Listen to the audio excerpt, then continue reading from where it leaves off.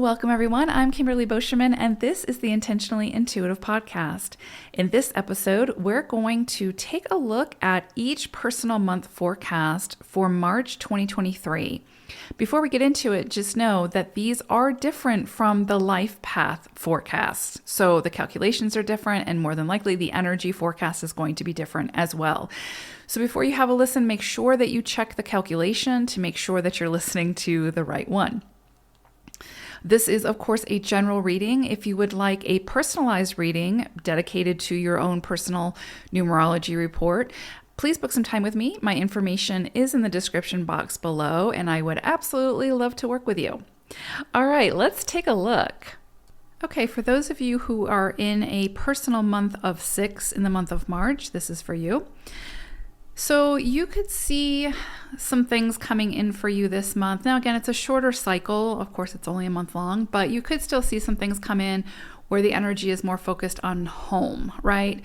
Whether that's more focus or emphasis on your children or your partner or, self, right? Like how you treat yourself, how you, your day-to-day routines type thing as it affects your home. Those can all kind of come into play.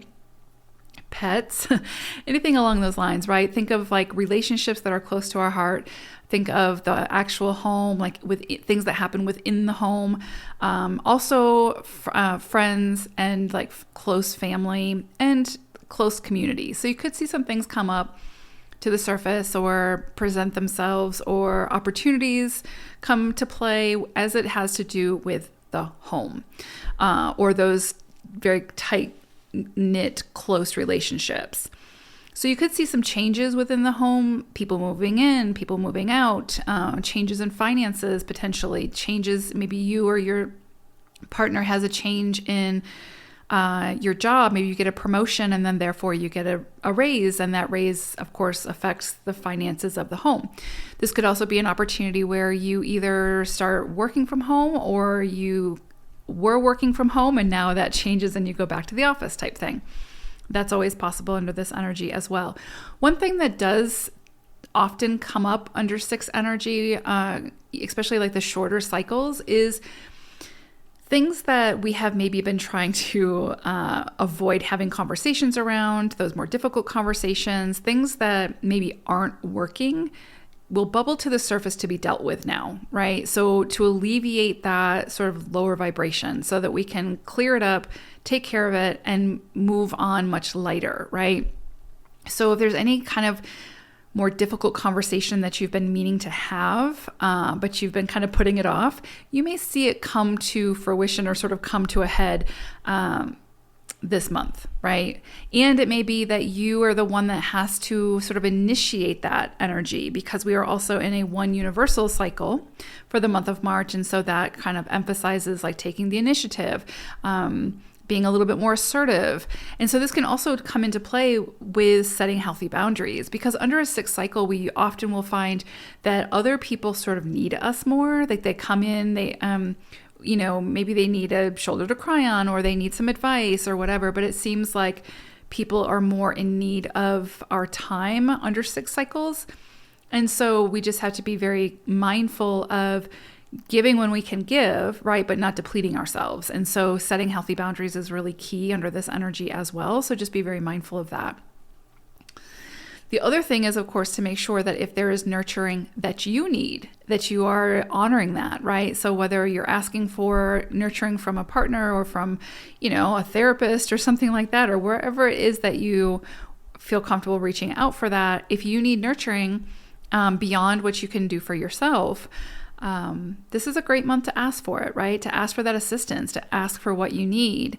And that can sometimes be challenging if you're somebody who's more of a giver, right? Then this is a good opportunity to sort of flex that muscle of learning how to sort of ask for what you need without feeling shame or guilt around that, right? So you could see some opportunities for that show up as well.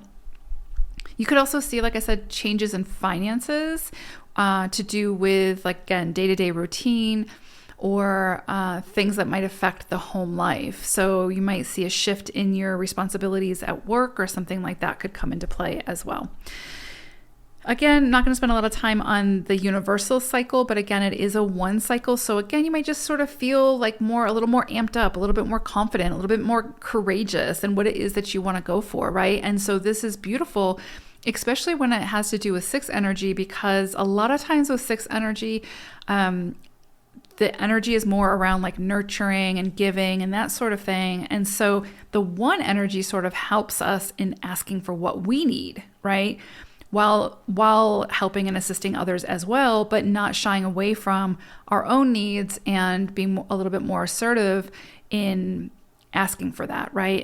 And that could even come down to like if you've been working on a project and you don't feel like you're fairly compensated for that project, the 1 energy coupled with the 6 energy can sort of give you that confidence and that like just that like ambition to sort of just, I would say the confidence, right? And the courage to sort of stand your ground and ask for what you need. Be very clear about that, right? And so it's very supportive energy.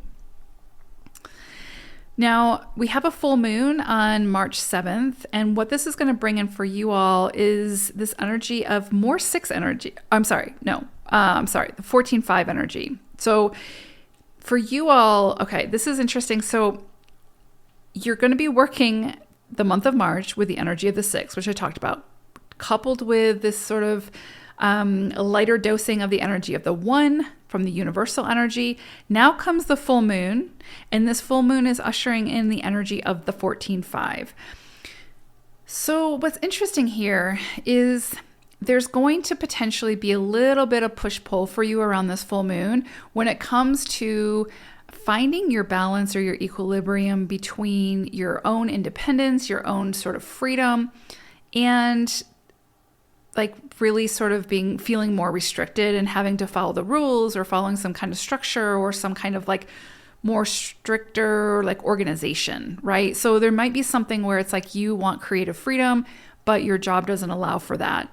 And so can you find the happy medium, right? Or I don't know, like you want to go and party all night long, but you're in college. And so you've got to, find the equilibrium where you can't really do that. And then also be able to focus the next day. Right. So, I mean, that's an odd example that came up, but you know what I mean? It's just kind of like this full moon could bring to light some situations where you might feel like you want like a lot more freedom or a lot more, just playtime and, all of that stuff and just doing things that really bring you joy and all of that. And you're absolutely meant to go after that.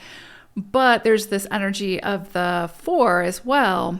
That's kind of the taskmaster. That's kind of that brings the dose of realism, right? That's like, okay, well, reality check, you can do all that, but you still have to do this, right? So it's kind of like the hovering parent who's like, yeah, you can go and do this, but there will be consequences and you still have to do this, right? So you may see that there's a little bit of push and pull energy for you coming around this full moon, and it can be really around anything because it's a general reading. But just find the key is not to fall to either extreme, right? Not being overly restrictive or being like overly organized and focused to where you just have no freedom, no creative freedom, no time for play, and not being the other extreme where you're sort of living in excess and you're sort of skipping out on some of those things that really need your attention. So it really is more about finding the happy medium with whatever this is. And when you can find that sweet spot, then you're going to get the most out of the experience that you can. So then we have the new moon coming in around the 21st, 22nd, depending on where you live within the world. This for you all is going to be bringing in the energy of the 1 and the 2. So, or I'm sorry, the 11-2. So you have another dosing of the 1, right? So you've got the universal cycle of 1 energy. Now at this new moon, you have this 1 energy coming in as well for you specifically. So there could really be something where you are really being asked to become a leader in whatever this is, right? And like really step up to the plate, take the initiative, be more assertive, ask for what you need, because you still have that energy of the 6 that you're working with, right? And that's the predominant energy this month for you. So with that, it ties it back into like home life or children. So maybe you need to be a little bit more assertive with your children and setting rules or setting, expectations of what they need to be doing, around the house or whatever, right? That can always come into play. Or maybe it's a conversation that you need to have with a partner, to, let them know where maybe it's like you feel like your needs are not being met type thing, and have that conversation, because there might be things that come up for them as well, so that you guys can get on the same page, right? So that could very well happen around this new moon. This is like new starts, new initiations. And again, because it's the 6th energy overall, it's probably going to have something to do with like deeper relationships, home life, daily routines, potentially finances around the home. Anything I sort of mentioned around 6th energy could come into play here. What's interesting is you also have the influence of the 11-2 around this new moon. And so this takes it to inspiration. Like, what inspires you? What is it that you want to do? Maybe you'll be inspired to remodel your home. Maybe you'll want to redecorate or something like that, or get some new furniture or something like that. This energy around the new moon can absolutely be very supportive for that. So maybe you see a change in your finances, or maybe you come into some new resources or something like that, and you want to use it to spruce up your home or do something along those lines, or do your, do some landscaping or something like that. That would totally make sense under this energy. It's really going to be about this new moon, potential big new starts, taking the initiative on something, being the leader in some capacity, but doing something that inspires you, right? That's the big one. Not necessarily doing it out of obligation, or doing it in an overly restrictive way, but doing something that really inspires you. And so all of this one energy is helping to give you the courage and sort of lighting the flame to, lighting the fire to get you stoked to start, right? So beautiful energy around this new moon. And you might not see things happen right at this new moon, right? This just might be like, you might get some big inspirations that come in around this time.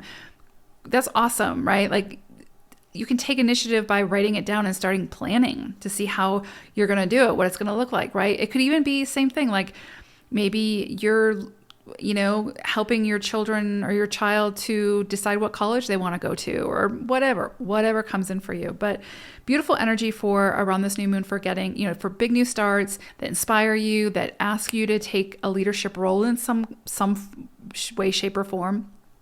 And that whatever this is something that inspires you. So absolutely beautiful energy this month for you all if you are in a personal month 6. So I hope it's a great one. Take care, everyone. Bye for now.